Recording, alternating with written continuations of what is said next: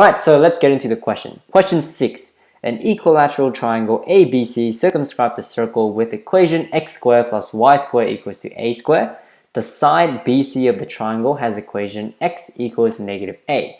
Right, so what circumscribes mean is you have a circle inside the triangle. So that's what it is. I'll draw it right here. So we have our axis. You might as well draw an axis, and I'll try to get a straight line. Oof. Okay. Straight line YA, and then we have a circle. Right, okay, neat circle, and the radius for that circle is A. So we know the center is also 0, 0, right? So from here, there's no H and K value. So therefore, these values are AA, negative A, and negative A. We also know that the triangle, one of the lengths is x equals negative A. Well, essentially, that's the line for it. So that's that line right there. Straight line for the triangle. And that is x equals negative a, so it's at that point, okay, or at this vertical line. And we can just label these points B and C, and then we can complete the triangle by sketching the other two tangents. So that's what circumscribes mean. You have 3 tangents that touches the circle, right, and it forms a triangle. It is also an equilateral triangle, so we know the lengths of A to B, B to C, and C back to A are all the same. Okay, so let's get some coordinates into this graph right here first. So we know this coordinate B has the x coordinate of negative A. We don't know its y coordinate. Same thing over here. Negative A for the x coordinates. We don't know the y coordinate for C. And we have no clue on what A is. Okay, there are some other properties. We know this is 60 degrees, that is the same, and that is the same, 60 degrees, because equilateral triangle. And there's one more property that you might be missing, which is crucial to solve for this question, and that is the tangent geometry. That is the tangent geometry rules. So your tangent theorems, right? We know from year 11 that if you have a circle and there are 2 tangents, whoop, that is not tangent, but just imagine it touches it. There are 2 tangents that intersect each other from the circle, then these distances are the same. So these lengths are the same. We apply it to this question right here, and that makes this distance the same. I'll call the intersection point of the tangent with the circle as x. Over here, we'll call that y if you want. And these 2 lengths are the same. Vice versa, these 2 lengths, so from B to X are the same. B to, we'll call that Z. So we haven't leave one more room, Z. That is the same as well. So that and that is the same. And then, of course, this length right here and that length right here is the same as well. Okay. Because this is an equilateral triangle, all these lengths will be the same as one another, okay? And we'll call that length as B. So from Z to B, the length for that will be B, so therefore the coordinate is also B, because that's just the y coordinates right here. And that would be negative B, okay? So we've got our coordinates, we've got everything, we've got our triangle sorted, so we can start finding the solving part A. Find the equations of AB and AC. Right, so when you solve AB, equation for that, the linear line, and AC as well. Okay, so if you want to solve for the equations of linear lines, you always have to use this format. Y equals to mx plus c. You need to find 2 variables, and that is m and c. Okay, so let's find m first, which is your gradient. If you want to find your gradient, there are 2 ways. You can either differentiate, but really we haven't studied differentiation yet, so not really. And the other one is using tan of the angle, right? So what is the angle in the first place? So tan theta equals to m. The angle in this case, you always have to count anti-clockwise, okay? So this angle right here. So we're finding the gradient from A to B. You can also find the gradient from A to C, they're the same thing. It's just then one is the negative side, one's the positive side. Okay. We know that this entire angle is 60 degrees. Right here, this is 60. And half of that will be 30, because it it's bisected, 30. So therefore the red angle would be 150 degrees. So if we want to find the gradient, you always have to tan the angle that is moving anti-clockwise from your x-axis. So don't take 30, it's 150. Right, and tan of 150, by this point in time, if you're doing Special 3-4, I really highly encourage you to memorize your table or your triangles. Tan 150, you should get 1 over root 3 with the negative, okay? And of course, if you want to find the gradient of A to C or C to A, that is just the positive side, okay? So that would be 1 gradient equals to 1 over root 3. Right, so once we found the gradient, we need to find C, right? So that's the y-intercept. But if you want to find C in this case and you're trying to find your y-intercept, it's actually quite difficult. There is another way, and that is actually subbing a point. You can sub in this point right here, negative A and B. The problem though is you have two variables.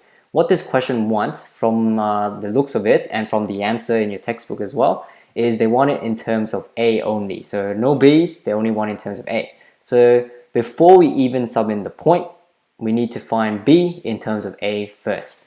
Right, so how would you do that? This is pretty much why what makes this question difficult. Right, if you want to find B in terms of A, we have to look at two triangles in specifics. And that would be this triangle right here. So from B to A, I'll draw the triangle first. This is really important. So B to A, so I'll call that B to A, and then we have Z. So this gigantic triangle right there, and then we have another triangle from O, so this point right here, O to X. So that small triangle inside this big triangle. So X will be halfway because we know the distance between these two, the green distance and the red distance right here is the same. So same distance, X will be halfway. You know, this is 90, and we are going from O. O is not halfway if you have a look. See, O to Z is negative A. O to A is A plus an additional length, which we don't know. So we'll put O maybe somewhere here, right? And we'll call that O, the center, the origin, and we'll connect it to X. Okay, there is a geometry rule that applies here, and that is the lines from the center to the intersection of the tangent with the tangent should be 90 degrees. So that is the geometry rule, okay? So OX and XA are perpendicular to one another. Okay, now these two triangles, it actually might seem familiar to you, and that is because they are similar triangles, right? So if you have a look, both of these triangles, so the big one, BZA, triangle BZA, the big one is actually similar. So they are similar triangles. And reason why, we have a look, both of the triangles have 90 degrees. So that's one angle the same. All good, one angle the same. And then these angle right here, so angle A is also the same because it's a common angle for both of these triangles. So BZA, that's its angle, and then XOA, that's also its angle, right? So that's another angle, the same. And then of course, if these two angles are the same as these two angles, that leaves us with this last angle right here, which should be the same as well, okay? And of course, that will leave us with the triple A, means that these two triangles, so XOA is similar to BZA, okay? Right, so now we just need to find the similar lengths for these triangles, okay? So let's have a look. X to O pretty much covers the 90 degree and the red angle. 90 degree and the red angle is B to Z. So B to Z is X to O. So we can write that there, X to O. And then of course that leaves us with A. So we've got our triangle. Now we can apply this rule to help us find what B in terms of A is, okay? Right, so we can, of course, start subbing in B's and A's.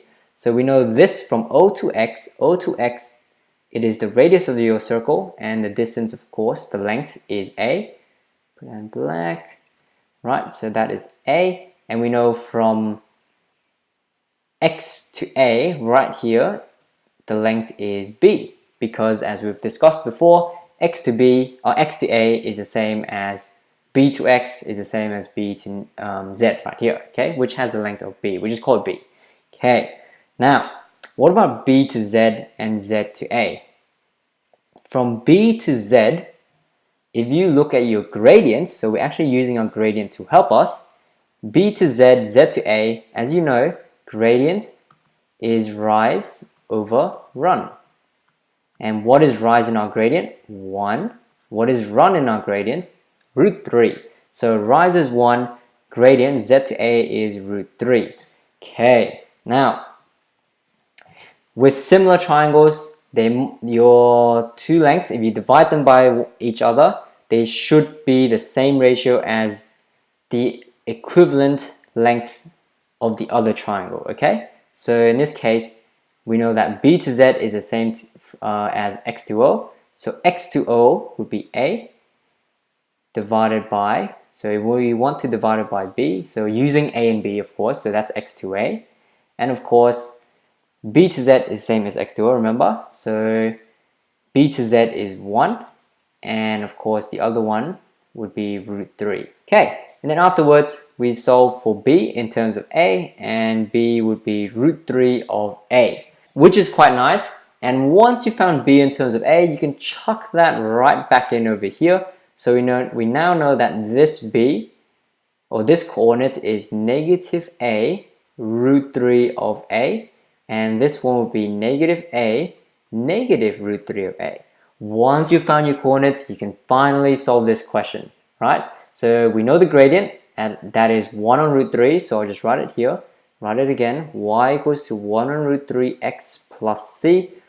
We sub in our coordinates, so we're trying to solve for AC. You can solve for AB, just use the negative gradient if you want to solve for AB, but let's just solve for AC first. We sub in this case, negative a negative root 3a, okay? And then you chuck it in there. Negative root 3a is the y coordinate, negative a is the x coordinate, plus c.